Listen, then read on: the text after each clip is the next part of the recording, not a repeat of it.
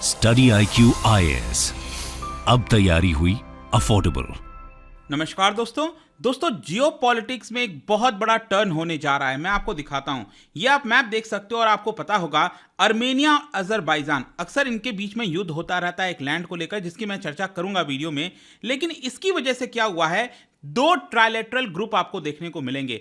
Already यहां पर Turkey और पाकिस्तान वो जो है सपोर्ट करता है अजरबैजान को, लेकिन अब अर्मेनिया को सपोर्ट करने के लिए कहीं ना कहीं ईरान यहां पर आप देख सकते हो और एक तरफ भारत ये सामने आए हैं। तो यहां पर एक नया, पहली बार अर्मेनिया, ईरान और भारत के बीच में एक ट्राइलेटरल ग्रुप बना है। ये आप खबर देख सकते हैं। India, Armenia, Iran forms first ever trilateral group, holds talk to deepen ties and cooperation. तो आज हम इस वीडियो के अंदर डिटेल से जानेंगे कि एग्जैक्टली हो क्या रहा है और हर एक एंगल आपको समझाने की कोशिश करूंगा कि यहां पर टर्की और पाकिस्तान क्या कर रहे हैं अजरबैजान के लिए, कैसा रिलेशन है, और भारत और अर्मेनिया, ईरान क्यों यहां पर सामने आ रहे हैं। इसके साथ साथ कश्मीर का भी कुछ एंगल है, वो भी मैं आपको बताऊंगा। काफी कुछ जानने को है, चलिए आगे बढ़ते हैं। लेकिन उससे पहले ध्यान रखिएगा, अगर आप यूपीएससी 2024 की प्रिपरेशन कर रहे हो या फिर 2025 का बैच तो कल से स्टार्ट हो रहा है और 2024 वाला बैच ऑलरेडी कल से स्टार्ट हो चुका है। आपके पास मौका है कोई भी बैच लेने का, क्योंकि खास बात यह है इन बैचेस में प्रीलिम से लेकर इंटरव्यू तक की पूरी तैयारी कराई जाती है।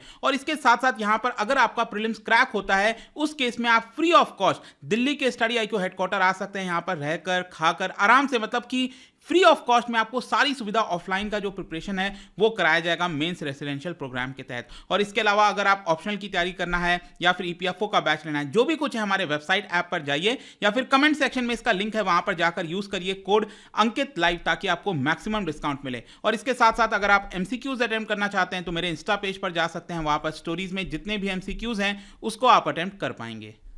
तो चलिए शुरुआत करते हैं और सबसे पहले देखते हैं एग्जैक्टली हुआ क्या है। देखिए यहां पर अगर आप मैप में देखोगे तो अर्मेनिया की कैपिटल है येरेवान में क्या हुआ है कि अर्मेनिया के रिप्रेजेंटेटिव और यहां पर ईरान के रिप्रेजेंटेटिव, और आप ध्यान से देखोगे ना तो ईरान और अर्मेनिया दोनों का थोड़ा सा बॉर्डर जो है वो सटता है, वो भी मैं आपको और जूम इन करके आगे दिखाऊंगा। लेकिन ईरान, भारत और अर्मेनिया, इन तीन देशों के जो रिप्रेजेंटेटिव हैं वो पहली बार यहां पर एक ट्राइलेटरल ग्रुप के तहत मीटिंग्स हेल्ड किया उन्होंने, और इसके साथ साथ फ्यूचर में भी वो कई सारी चीजें करेंगे, ऐसा यहां पर डिस्कस किया गया है। अब ये डेवलपमेंट इसलिए इंपॉर्टेंट हो जाता है क्योंकि अर्मेनिया का जो सबसे बड़ा दुश्मन है यहां पर, उसके बगल का जो पड़ोसी है अजरबैजान, उसको सपोर्ट मिलता है यहां पर पाकिस्तान और टर्की से। तो एक तरफ अजरबैजान, पाकिस्तान, टर्की हो गए और दूसरी तरफ अब यहां पर अर्मेनिया, ईरान और भारत हो गया, जो कि आमने सामने हैं। इस मीटिंग के अंदर, ये जो भी कुछ मीटिंग हुआ है उसके अंदर तीनों देश ने कई सारे मुद्दों पर डिस्कशन किया है, जैसे इकोनॉमिक इश्यूज हो गया, रीजनल कम्युनिकेशन चैनल्स को कैसे ओपन करना, यहां पर जो कल्चरल और पीपल टू पीपल कॉन्टैक्ट्स हैं उसको बढ़ाना, ये सारी चीजें हुई हैं। अब क्वेश्चन यह है कि इस मीटिंग के अंदर कौन इन्वॉल्व था। देखिए यहां पर जो डेप्यूटी फॉरेन मिनिस्टर हैं अर्मेनिया के, वो थे, ये जैसा कि आप बीच में देख सकते हो। यहां पर भारत की तरफ से यहां पर जो ज्वाइंट सेक्रेटरी हैं ministry of external affairs of India के, JP सिंह, ये आप देख पाओगे लेफ्ट साइड में, वो आपको देखने को मिलेंगे। और ईरान के जो रिप्रेजेंटेटिव हैं यहां पर सैयद रसौल मौसवी, ये आप देख सकते हैं। इन तीनों के बीच में ये पूरी मीटिंग हुई थी और यहां पर ministry of foreign affairs Armenia का उन्होंने इसके बारे में जिक्र भी किया। अब यहां पर कई सारे, देखो मैंने आपको बताया कई सारे मुद्दों पर बातचीत तो हुई है, लेकिन एक बड़ा मुद्दा जो यहां पर सामने आया है, ईरानियन मीडिया के अंदर, रिपोर्ट्स के अंदर, उसमें यह बताया जा रहा है कि कहीं ना कहीं यहां पर एक कनेक्शन करने की कोशिश की जाएगी। मतलब भारत से ईरान के थ्रू, चबहार पोर्ट आपको पता ही है, तो चबहार पोर्ट होते हुए रेल रोड का मदद लेते हुए, ईरान के अंदर जो रेलवे है, रोड्स हैं, उसका मदद लेते हुए यहां पर जाना, अर्मेनिया की तरफ जाना, ऐसी यहां पर कोशिश की जाएगी, ऐसा काफी ज्यादा खबर चल रहा था। और अगर हम भारत के पर्सपेक्टिव से देखें तो पिछले कुछ वर्षों में अर्मेनिया जो है वो एक की जियोपॉलिटिकल पार्टनर के तौर पर सामने आया है। मतलब कि भारत और अर्मेनिया के बीच में आप दोस्ती देखोगे धीरे धीरे बढ़ती गई है। भारत ने अर्मेनिया को सप्लाई किया है कई सारे इक्विपमेंट, जो डिफेंस से रिलेटेड आर्म्स हो गए, कई सारी चीजें हो गई, वो हमने यहां पर किया है। और इसके साथ साथ जो अर्मेनिया है उसने कश्मीर इशू को लेकर भारत को सपोर्ट किया है। तो दोनों तरफ से आपको एक्सचेंज देखने को मिलेगा। अगर हम तीनों देश के रिलेशनशिप की बात करें, एकदम ट्रायंगल की, यहां पर ईरान, भारत और अर्मेनिया की, तो यहां पर क्या है कि तीनों देश के रिप्रेजेंटेटिव्स के बीच में हाई लेवल एंगेजमेंट देखने को मिला है। इनफैक्ट मैं आपको बताऊं तो अर्मेनिया के दोनों फॉरेन मिनिस्टर और डिफेंस मिनिस्टर वो भारत आए थे, भारत के दौरे पर आए थे और कई सारी बातचीत हुई थी। डॉक्टर एस जयशंकर साहब की मुलाकात हुई थी यहाँ पर, मतलब डॉक्टर एस जयशंकर साहब 2021 में अर्मेनिया गए थे ताकि रिलेशंस को और ज़्यादा बेटर किया जा सके।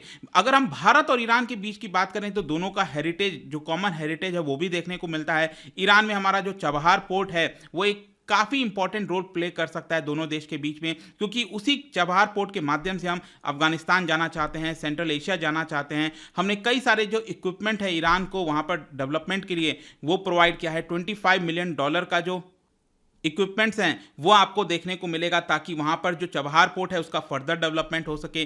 तो काफ़ी कुछ चीज़ें हो रही हैं। इसके साथ साथ मैं आपको ये भी बता दूं, अभी रिसेंटली आपने खबर भी सुना होगा, मैंने वीडियो भी बनाया था कि एससीओ शंघाई कोऑपरेशन ऑर्गेनाइजेशन, इसके फॉरेन मिनिस्टर्स की मीट होने वाली, जिसमें पाकिस्तान के बिलावल भुट्टो वो भारत आएंगे। ये 4 और 5 मई को होगा, आई थिंक 5 मई के आसपास होगा जो है पूरी मीटिंग है। लेकिन यहां पर एक लीडरशिप समिट भी होगा एससीओ का। अब एससीओ क्या है कि ईरान भी एससीओ का फुल फ्लेज मेंबर बन चुका है, तो भारत के पास प्रेसिडेंसी है। तो ईरान और अर्मेनिया वो कहीं ना कहीं कोशिश करेंगे कि यहां पर जो तीनों का जो इंटरेस्ट है उसको एससीओ में लाने की कोशिश की जाए। अगर हम ईरान और अर्मेनिया की बात करें स्पेसिफिकली तो दोनों देश का बॉर्डर जुड़ता है। यहां पर ध्यान रखिएगा, आपके एग्जाम में आ सकता है। देखिए ये ईरान हो गया, ईरान का अगर आप नदर्न पॉइंट यहां पर आप देखोगे, नॉर्थ वेस्टर्न पॉइंट, तो ये आप देख सकते हो ये अजरबैजान है, ये वाला टेरिटरी भी अजरबैजान है, ध्यान में रखिएगा। बस अर्मेनिया का ये जो छोटा सा बाउंड्री है यहां पर वो आपको देखने को मिलेगा जो कि ईरान के साथ सटता है यहां पर। और पब्लिक इंफॉर्मेशन में जो डोमेन है, जो चीजें हैं, जो सामने चीजें आई हैं, उसमें बताया गया है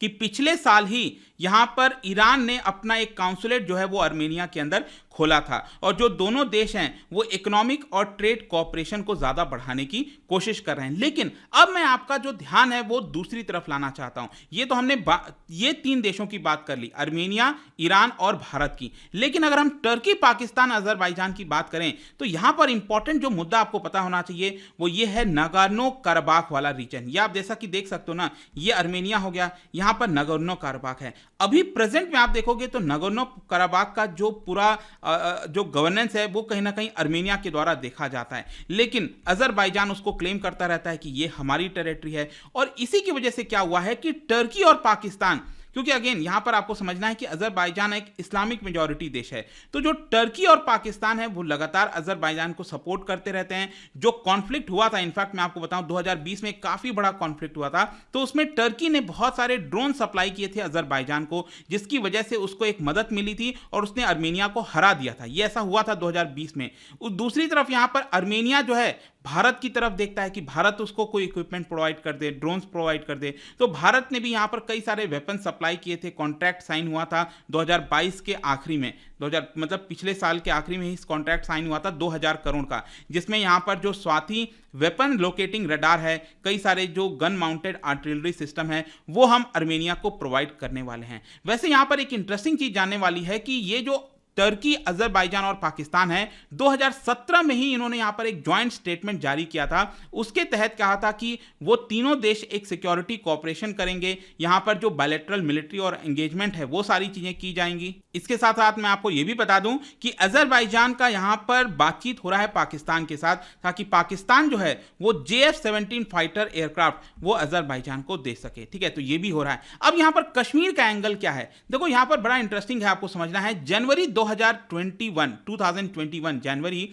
यहां पर एक ज्वाइंट डिक्लेरेशन साइन किया गया था इन इस्लामाबाद, पाकिस्तान के अंदर, ताकि यहां पर ज्वाइंट एफर्ट किया जाएगा इन तीनों देश के द्वारा, अजरबैजान, टर्की और जो पाकिस्तान है उनके द्वारा, और पैरामिलिट्री डायलॉग एक प्रकार का होगा। देखिए इस डिक्लेरेशन को, जो इस्लामाबाद में डिक्लेरेशन आगे चलकर जो है साइन हुआ था, उसको कहा जाता है बाकू डिक्लेरेशन। अब बाकू डिक्लेरेशन में क्या था, तीनों देश ने सहमति जताई कि टेरिटोरियल इंटीग्रिटी को ध्यान में रखा जाएगा।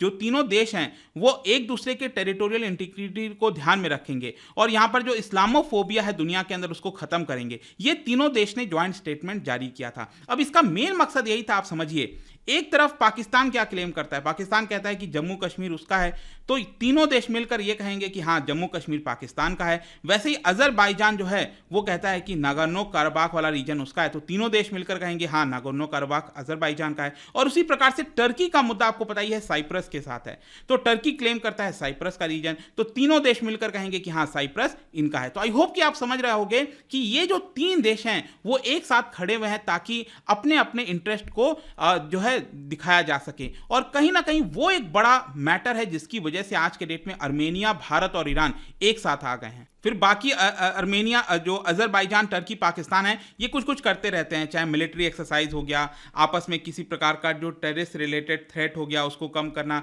वो सारी चीज़ें ये लोग आपस में करते रहते हैं। फाइनली कंक्लूजन यहाँ पर यही है कि आर्मेनिया के डिफेंस मिनिस्टर वो भारत भी आए थे पिछले साल, जो डिफेंस एक्सपो हुआ था गांधीनगर में, और यहाँ पर काफ़ी बड़ा एक्सपैंड जो बायलैटरल एक्सचेंज है उसको एक्सपेंड करने की बात कही गई। फिर इसके साथ साथ आर्मेनिया भारत के साथ कई सारे डिफेंस डील करना चाहता है, चाहे ड्रोन वाला हो गया, काउंटर ड्रोन मेजर्स हो गए, यहाँ पर mid range surface to air missile system है जैसे आकाश हो गया, वो सारी चीज़ें भारत जो है आर्मेनिया को प्रोवाइड कर सकता है। पिछले महीने की बात है, रायसीना जो डायलॉग आपको पता होगा, उसमें एस जयशंकर साहब ने आर्मेनिया के साथ मिलकर, आर्मेनिया के जो फॉरेन मिनिस्टर हैं उनके साथ बातचीत किया था बायलैटरल और मल्टीलैटरल पार्टनरशिप के लिए।